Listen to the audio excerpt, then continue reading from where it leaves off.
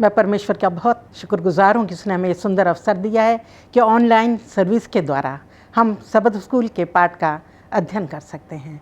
मैं तहे दिल से इस सबद स्कूल के पाठ के अध्ययन में आप सबका स्वागत करती हूँ। इससे पहले कि हम अपने सबद स्कूल के अध्ययन में चले, मैं चाहूँगी कि मिस्टर राजेश चंद हमारे सब के लिए प्रार्थना करें।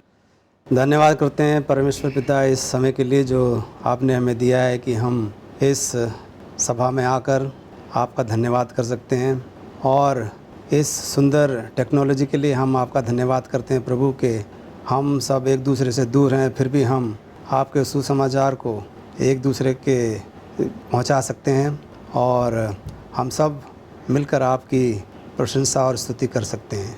धन्यवाद करते हैं पिता इस समय के लिए जब हम सबद स्कूल पाठ का अध्ययन करने जा रहे हैं। प्रभु, हम आपसे विनती करते हैं कि आप हमें पवित्र आत्मा का दान दें, ताकि हम जब इस पाठ को पढ़ते हैं, उसका अध्ययन करते हैं, तो जो भी इसमें गहराई छुपी है प्रभु, वो हम उसको समझ सकें और दूसरों को भी हम बता सकें, ताकि हमारा जीवन जो है वो एक सफल जीवन हो सके। हम सबको आपके चरणों में लाते हैं एक बार और धन्यवाद करते हैं इस समय के लिए, और इस विनती को प्रभु यीशु मसीह के नाम से मांगते हैं। दया से सुनो, ग्रहण कर। आमीन। अजीज़ों, आज हम इस त्रिमास के छठे पाठ का अध्ययन करने जा रहे हैं और हमारे आज का विषय है असीमित संभावनाएं। और इससे पहले कि हम अपने अध्ययन में चलें, मैं चाहूँगी कि हमारे आज का जो याद वचन है उसको हम पढ़ लें, जो कि पहला कुरिन्थियों उसके 12 अध्याय की 11 पद से लिया गया है। इस तरह लिखा है, परंतु ये सब प्रभावशाली कार्य वही एक आत्मा कराता है, और जिसे जो चाहता है वह बांट देता है। प्रभु के इस वचन को पढ़े जाने पर उसकी आशीष हो। अजीज़ों, मैं आपको बताना चाहती हूँ, आज हम जो है परमेश्वर जो हमें वरदान दिए हैं उसके बारे में हम सीखेंगे। प्रभु चाहता है कि जितने भी विश्वासी लोग हैं उनको वो बुलाता है और चाहता है कि वो अपने जीवन को उसको समर्पित करें, और वो जो है उनको अपने वरदानों से सुसज्जित करता है, भर देता है, ताकि वो उसकी गवाही दे सके, उसकी साक्षी दे सके। और परमेश्वर ने बड़ी जो बुलाहट है बहुत ही सुंदर है। अगर हम देखें मत्ती के 5:14 में, दूसरा कुरिन्थियों 5:20 में, और 1 पतरस उसके 2 अध्याय की 9वीं आयत में प्रभु कहते हैं कि तुम जगत की ज्योति हो। ज्योति जो कि परमेश्वर के सुसमाचार को दुनिया में ले जाती है। परमेश्वर ने हमें ज्योति दी है और उस ज्योति को हमें दूसरों को दिखाना है।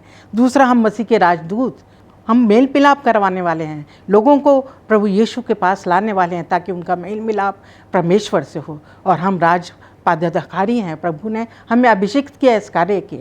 अजीज़ों, हम लोग जो हैं अपने जीवन को समर्पित करें और जो उसने हमें वरदान दिए हैं उसको हम ध्यान दें और उस पर जो है सेवा में परमेश्वर की रहें। आज हम और भी सीखेंगे। हमारे जो बीच में मेहमान हैं, मैं उनका भी स्वागत करती हूँ कि वो हमें बताएंगे, सिखाएंगे कि जो हमारे को वरदान परमेश्वर दिए हैं उसको कैसे प्रभु की सेवकाई में उपयोग कर सकते हैं। हमारे आज रविवार का जो विषय है, शीर्षक है, वो है विभिन्न वरदान सेवा में एक।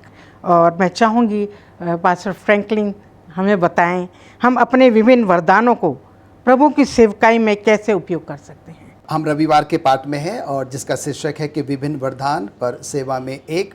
और इसके लिए हम मत्ती उसके 10वें अध्याय में जाएंगे, उसके 1 पद से लेकर 4 पद तक।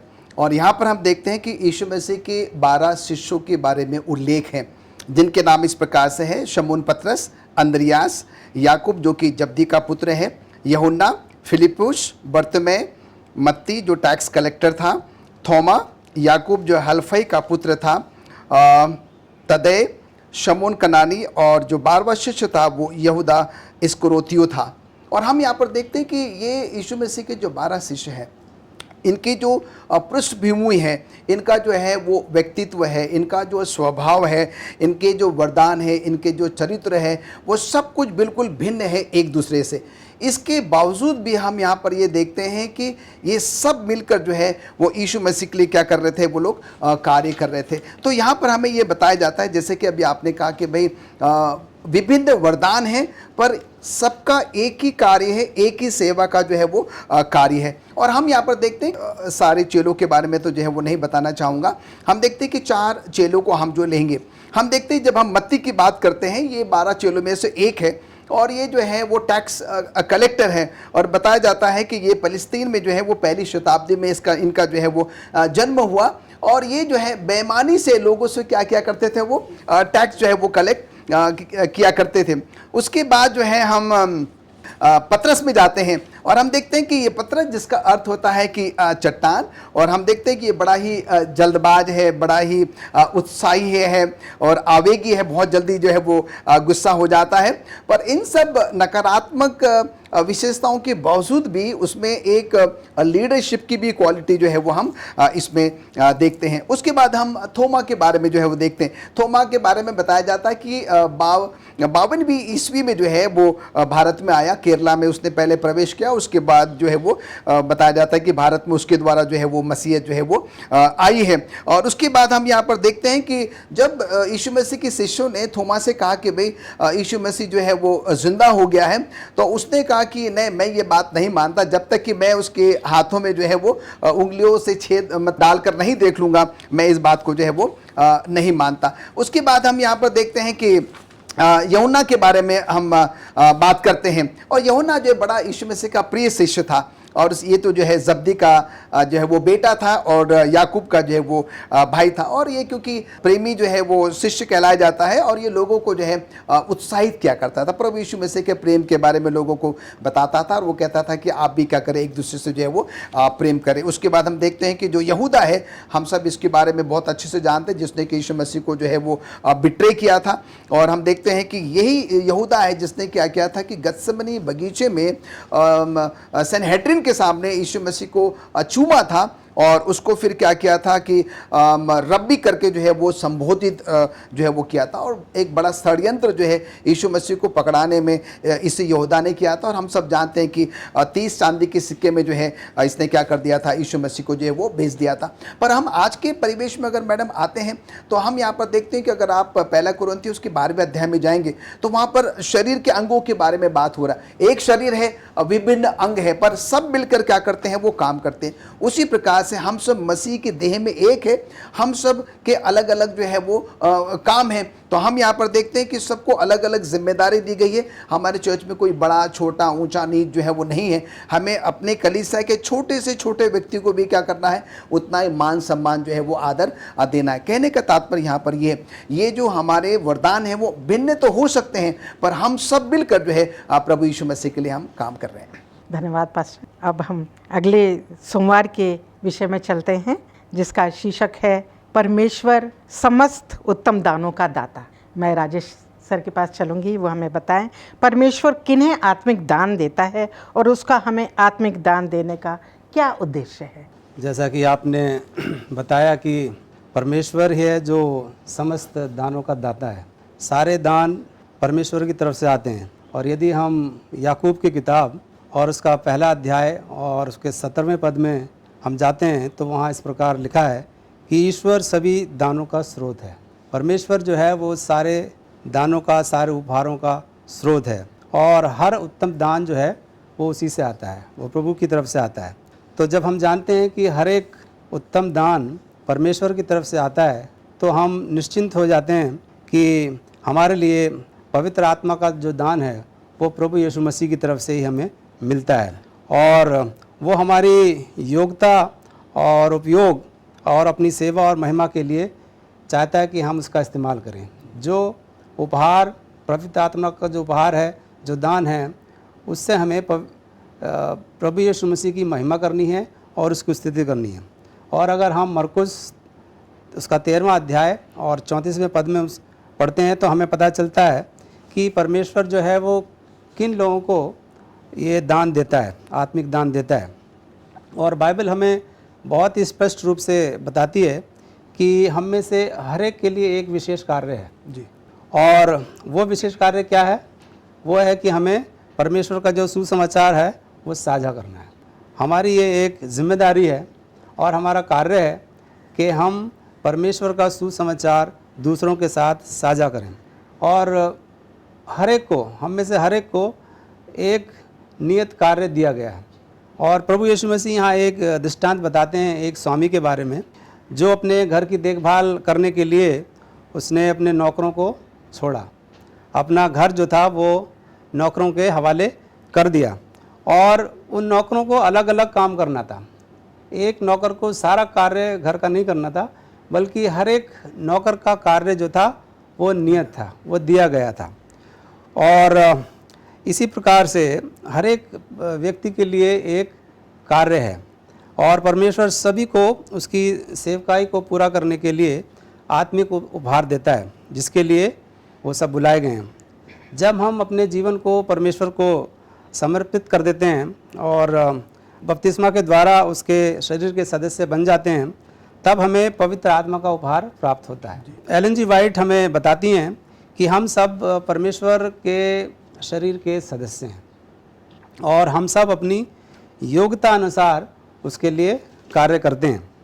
जिस प्रकार यीशु मसीह को बपतिस्मा के द्वारा पूरी दुनिया की सेवकाई के लिए तैयार किया गया था, उसी प्रकार से हम सबको भी आशीषित करने के लिए हमें प्रभु यीशु मसीह की तरफ से आत्मिक उपहार मिलते हैं ताकि हम उसकी सेवकाई कर सकें। और हम देखते हैं कि परमेश्वर ने प्रभु यीशु की किस तरह मदद की जब वो इस दुनिया में थे, और वो आज हम लोगों की भी मदद करता है जब उसकी सेवकाई में हम चलते हैं। आइए हम अपने मंगलवार के अध्ययन में चलते हैं अजीज़ों, और हमारा जो मंगलवार का विषय है आत्मिक दानों का उद्देश्य।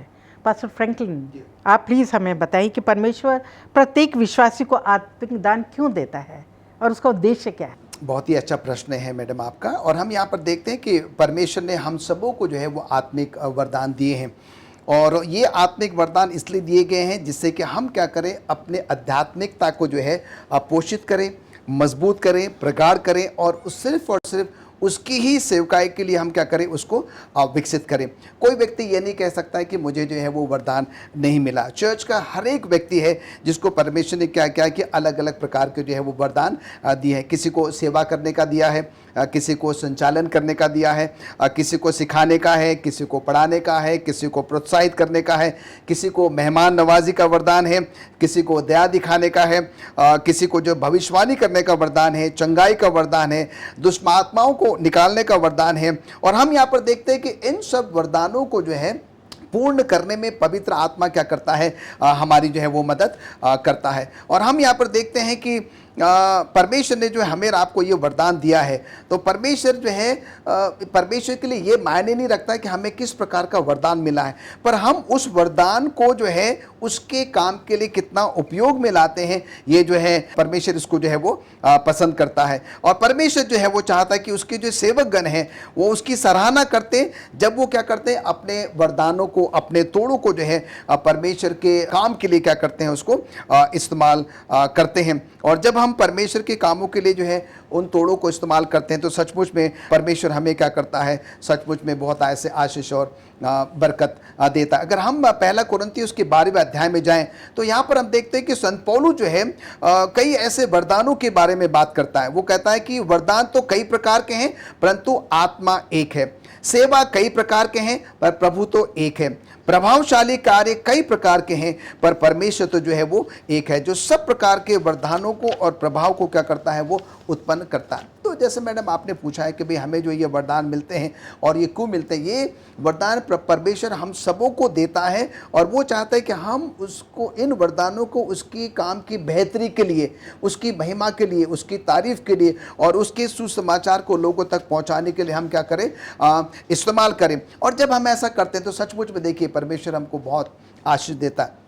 आपने कई ऐसे को भी देखा होगा जिनको कि परमेश्वर ने वरदान दी या उसका वो इस्तेमाल नहीं करते हैं, और धीरे धीरे करते करते हमने ये भी देखा कि उनके वरदान क्या हो जाते हैं, वो ख़त्म हो जाते हैं। कईयों को आपने ऐसा भी देखा होगा जिनको कि परमेश्वर ने वरदान दिए हैं, वो दिन और रात उसको निखारने में लगे रहते हैं, उस पर मेहनत करते हैं, और वो मेहनत जो है वो रंग लाती है, और उसके द्वारा चाहे वो गाने के माध्यम से हो, चाहे वो बजाने के माध्यम से हो, चाहे जो भी मैंने आपको जो वरदान अभी बताए, पढ़ के बताए हैं, कोई भी कुछ भी क्यों ना हो, पर उन वरदानों के द्वारा क्या होता है कि परमेश्वर का संदेश जो है वो लोगों तक जाता है। क्योंकि ये वरदान जो है हमारे अपने अंदर में जो है वो हमारे अंदर से ही नहीं आते हैं, ये हमेशा परमेश्वर देता है, और इसको एग्जिबिट करने में पवित्र आत्मा जो है वो हमारी मदद करता है। और इसलिए मैं आपके माध्यम से तमाम अपने जो श्रोताओं को ये निवेदन करना चाहता हूँ कि जब परमेश्वर ने हमें ये वरदान दिए हैं तो आइए हम उन वरदानों को क्या करें, अपने तक ही सीमित ना रखें,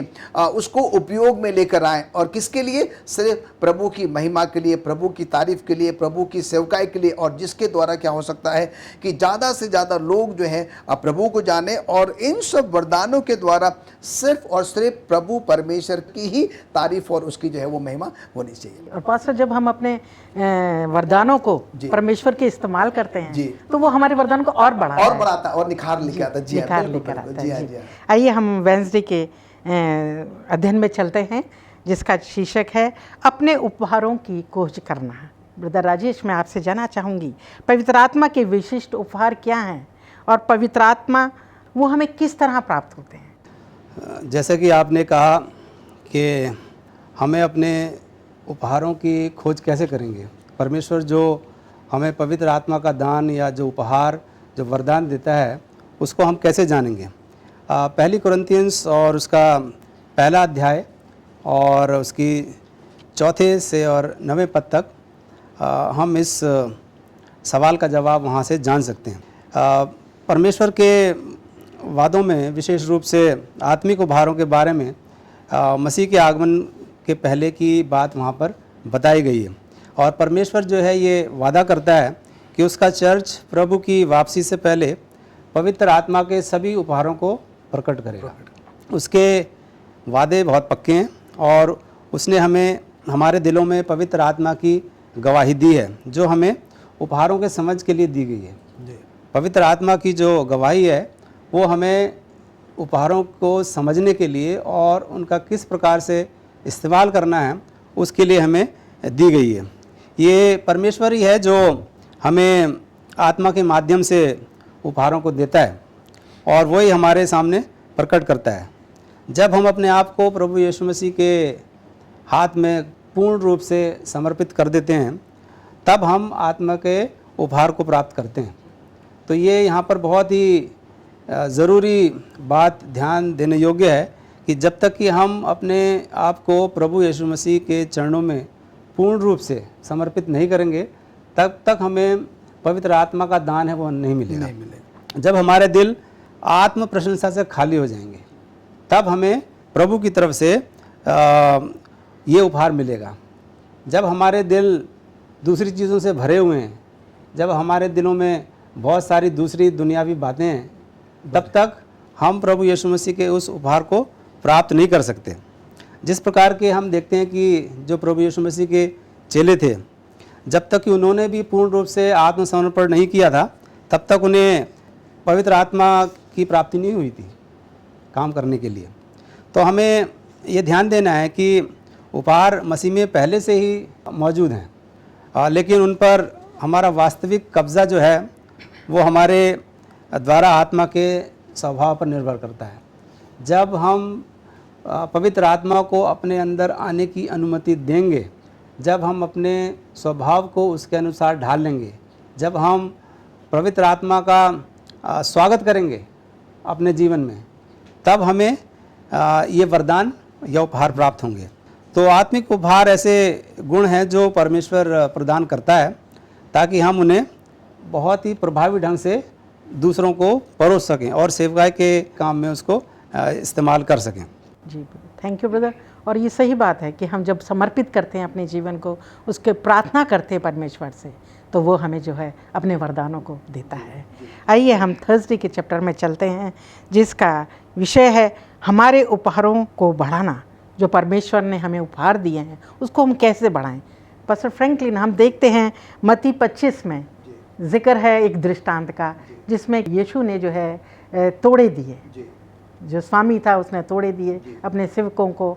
और हम पाते हैं कि जो पहले 2 जो थे उनकी तो परमेश्वर ने प्रशंसा की, जी। जिनको उसने तोड़े दिए थे, और जो आखिरी था, अंतिम थी, उसकी निंदा की। क्यों ऐसा हुआ कि जो पहले जो थे दो, उनकी तो उन्होंने प्रशंसा की और अंतिम वाले की निंदा की? बहुत ही अच्छा प्रश्न है, और इसके लिए हम सीधा जो है वो मत्ती 25वें अध्याय में जाते हैं।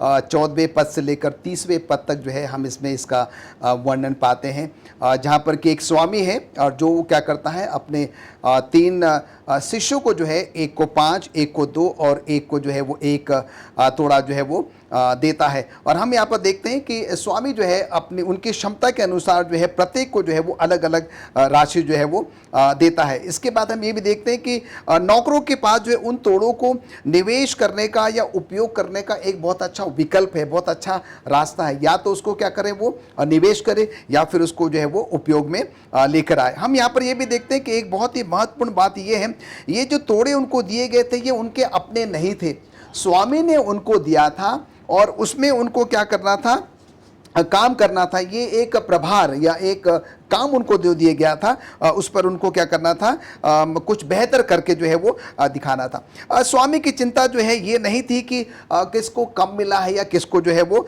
ज़्यादा मिला हुआ, पर स्वामी की चिंता ये थी कि जो मैंने इनको तोड़े दिए हैं, जो मैंने काम इनको दिया है, उसमें से ये उसको कैसे बढ़ाते हैं, उसको जो है किस में उसमें इजाफा जो है वो लेकर आते हैं। और हम यहाँ पर देखते हैं कि अगर हम इफिसियों की पत्री उसके 14 अध्याय में जाएं, उसके 16 से 11 पद में, तो यहाँ पर हम देखते हैं कि मसीह की देह के बारे में बात हो रही है। अलग अलग प्रकार के जो है हमारे अंग हैं, और उन अंगों को जो है हम कैसे क्या करते हैं, प्रभु के लिए जो है वो इस्तेमाल करते हैं। और हम यहाँ पर देखते हैं कि हर एक को जो है किसी को प्रेरित के तौर पर, किसी को भविष्यवक्ता के तौर पर, किसी को जो है वो सुसमाचार सुनाने के तौर पर, जो है रखवाले के तौर पर, उपदेशक के तौर पर, और इस प्रकार से जो है वो अलग अलग वरदान, अलग अलग तोड़े जो है उनको दिए गए थे। उसके बाद अगर हम रोमियो 12 अध्याय में आएंगे, तो यहाँ पर संत पौलुस जो है वो हमसे निवेदन करता है, और वो क्या निवेदन करता है कि अपने शरीरों को जीवित और पवित्र और परमेश्वर को भावता हुआ बलिदान करके चढ़ाओ, और यही तुम्हारी आत्मिक सेवा है। कहने का तात्पर्य मैडम यहाँ पर यह है कि परमेश्वर जब हमको वरदान देता है, तो हमें उसको क्या करना है, एक बेहतरीन तरीके से जो है उसको उपयोग में लेकर आना है। आपने प्रश्न किया था कि परमेश्वर जो है पहले 2 तोड़े जिनको दिए गए थे उनको तो उनकी प्रशंसा करता, उनकी तारीफ करता। वो इसलिए करता है क्योंकि उन दोनों के, जिसको 5 दिए थे उसने 10 बनाए, जिसको 2 दिए थे उसने 4 बनाए, पर जिसको 1 मिला था प्रभु ने उसकी निंदा की, इसलिए की, उससे वो नाखुश इसलिए हुआ, उसने क्या किया, उसको उस पर कुछ भी नहीं किया और उसको ज़मीन में जो है वो गाड़ दिया। और उसका जो प्रतिफल क्या हुआ वो हम जो है बहुत अच्छे तरीके से जानते। इस प्रकार से परमेश्वर ने हम सबों को जो है अलग अलग प्रकार के जो है वो वरदान दिए। अब सवाल ये उठता है कि मुझे कैसे पता लगेगा कि प्रभु ने मुझे क्या क्या है वरदान दिया है। इसके लिए बड़ी दीनता से, नम्रता से प्रभु के पास जाना होगा, प्रभु से प्रार्थना करना होगा कि प्रभु आप मेरी मदद करें कि मैं उन तोड़ों को, उन वरदानों को, उपहारों को समझ सकूं जो आपने मेरे जीवन में दिए हैं। और फिर जब मैं समझ सकूंगा तो क्या होगा, धीरे धीरे उसमें मैं निखार लाता चला जाऊंगा, और इस प्रकार से जो क्या होगा, मैं उसमें आगे बढ़ता जाऊंगा, और फिर एक दिन ऐसा आएगा इसमें बहुत अच्छा निखार आ जाएगा, और इसके द्वारा क्या होगा, मुझे और आपको जो है वो शांति मिलेगी, और इसके द्वारा प्रभु की क्या होगी, महिमा, और जो है वो प्रभु की तारीफ होगी। और इन सब बातों का जो निचोड़ है वो ये है, प्रभु जो है जिसने हम सबों को वरदान दिए, कोई ऐसा नहीं कह सकता कि मुझे नहीं मिला। पर मतलब हमें और आपको ये जांचना ज़रूरी है कि क्या मैं उन तोड़ों को जो है सही तरीके से इस्तेमाल करता हूँ कि नहीं करता हूँ। अगर मैं नहीं करूँगा तो क्या होगा, वो तोड़ा जो है मुझसे छीन लिया जाएगा और परमेश्वर नाखुश होगा। और इस प्रकार से हमने देखा कि मत्ती 25 में जो है कैसे जिसको 5 मिला था उसने 10 बना दिए, जिसको 2 मिला था उसने 4 बना दिए, और जिसको 1 मिला था उसने क्या कर दिया, उसको गाड़ दिया। इसी प्रकार से प्रभु की सेवकाई हम सबों को मिली है। आइए प्रभु के काम को और बेहतर बनाने के लिए जो है हम निरंतर क्या करते रहे, प्रयास करते रहे, और परमेश्वर उसमें हमारी मदद करेगा। सही कहा पास्टर। हाँ, ऐसा ना हो कि हम जो हमें वरदान मिला है उसे हम खो दें, बिल्कुल, उसको हम बढ़ाते रहें प्रभु की सेवा करते हुए। आइए हम अपने शुक्रवार के अध्ययन में चलते हैं।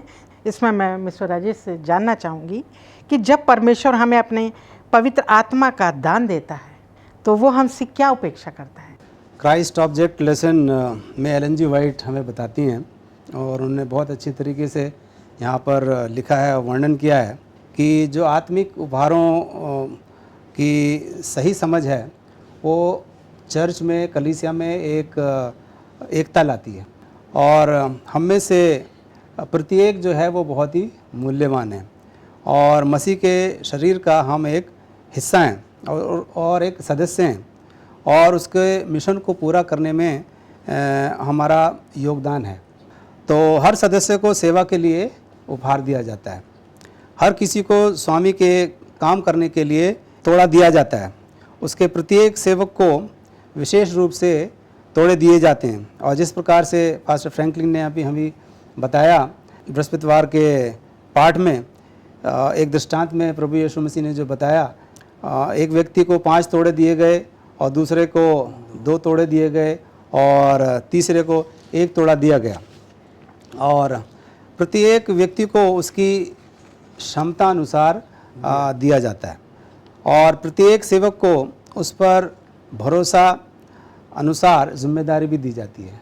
जितनी ज़्यादा भरोसा आप करेंगे किसी पर, उतनी ज़्यादा जिम्मेदारी भी आप उसको दे सकते हैं। और विभिन्न जिम्मेदारी हमारी विभिन्न क्षमताओं के अनुपात में होती है जी।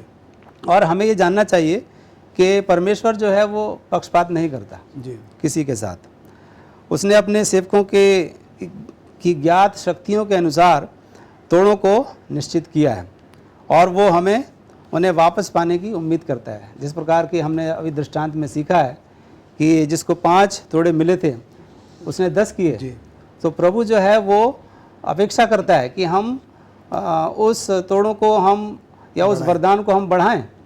और जिसको 2 मिले थे उसने 4 किए।